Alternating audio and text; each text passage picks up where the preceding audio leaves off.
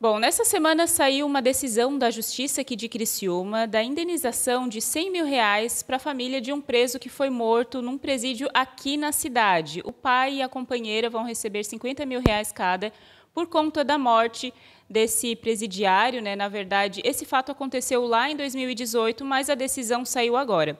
Acabou ganhando bastante repercussão nas redes sociais e também muitos questionamentos em relação ao porquê de a família receber esse valor. A gente veio aqui para conversar com o advogado Frank Bess Fontana, que vai explicar para a gente sobre essa questão de valores e também da indenização dada ao pai e à companheira, né? E também uma pensão, a gente já vai explicar. Então, explica um pouquinho para a gente nesse caso, porque, como falei, aconteceu em 2018, a informação da Justiça, inclusive, é que ele acabou sendo morto por companheiros de cela, né, até naquele momento, naquela época, teria sido forjado como se fosse um suicídio, mas depois, então, saiu o laudo que ele foi estrangulado.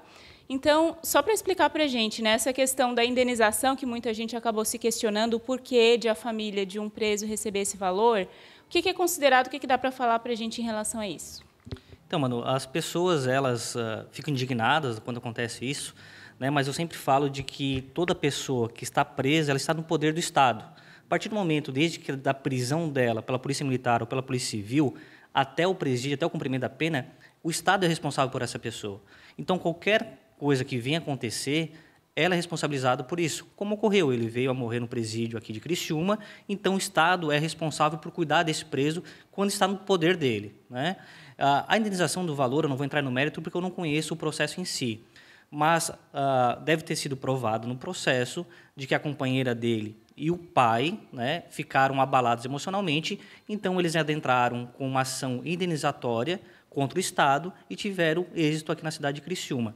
Claro que essa decisão, ela cabe recurso ainda pelo Estado, onde vai para o tribunal e ainda vai ser julgado este recurso. Mas, conforme eu falo, qualquer pessoa que é vítima de um crime, ela pode entrar contra o agressor, contra o autor, uma indenização também. Aqui na nossa região não ocorre muito, né? Embora a pessoa tenha esse direito pela Constituição, quando ela é vítima de um crime e ela tem algum abalo físico, emocional, ela pode adentrar com um processo querendo essa reparação contra o seu agressor, né? Lembrando que é contra o agressor e não contra a família. Nesse caso, então, porque muita gente se pergunta, né, como ele estava em condição, ele estava preso, né, quando morreu, e aí muita gente se pergunta por que a família da vítima também não recebe esse tipo de indenização quando acontece alguma coisa. Mas então todo mundo tem direito a fazer esse requerimento, não importa o tipo de crime, é isso? Exatamente, tem que comprovar, né? Primeiramente tem que saber que crime que ele praticou, né? Vamos imaginar que seja homicídio também. Essa vítima, né, a família dessa vítima, também poderia entrar com um processo indenizatório contra o autor deste crime, que neste caso aí seria o cara que faleceu, né? Só que ocorre assim na prática, né? Como é que nós entramos com o processo? Será que a pessoa tem condições de pagar ou não? Tudo isso é levado em conta. O Estado tem condições de pagar. Então, por isso, a família procurou um advogado, entrou com esse processo e saiu, na primeira instância, com êxito, né? O Estado pode recorrer e, na segunda instância, pode ser que seja reformado, esse valor pode ser aumentado ou também pode ser anulada essa sentença. Aí cabe um recurso também ao STJ lá em Brasília. Bom, o Frank é advogado criminalista, né? Você já está acostumado a lidar com esse tipo de situação, a gente sempre conversa com ele aqui no programa. Falando em relação a isso também, a gente conversava aqui um pouquinho antes a respeito desse assunto, e nesse caso acabou sendo um homicídio, né? Provavelmente ali então ficou provado que, por exemplo, o pai e a companheira tinham alguma certa dependência financeira. No caso de a pessoa não ter morrido, por exemplo, a família pode entrar com esse pedido de algum tipo de indenização? Como é que funciona? Não em caso específico de morte, por exemplo, mas outro tipo de crime. Tem que levar tudo em um caso concreto, né, Manu? A gente sempre tem que estudar o caso concreto. Mas, assim, a responsabilidade do Estado.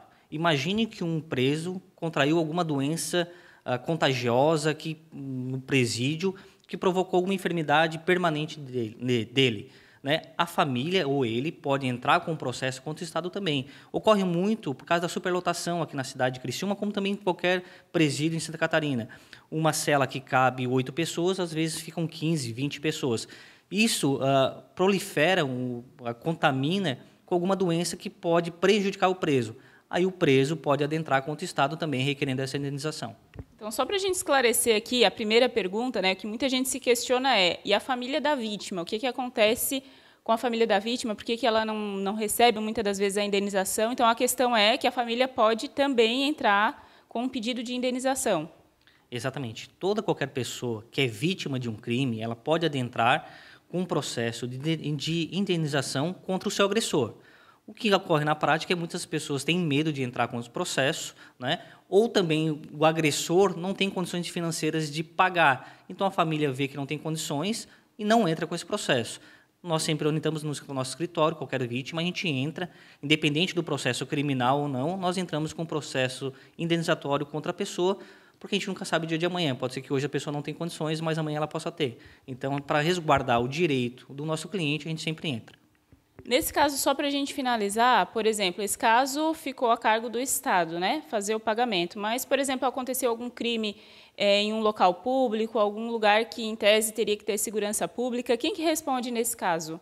É a pessoa, o criminoso, ou fica a cargo do Estado, que, em tese, deveria garantir a segurança daquele local? Neste caso específico da tua pergunta, ela é subjetiva.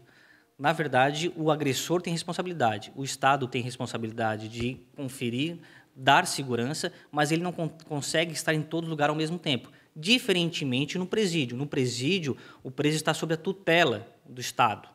Tem agentes 24 horas lá naquele local, tem policiais para garantir a segurança do preso.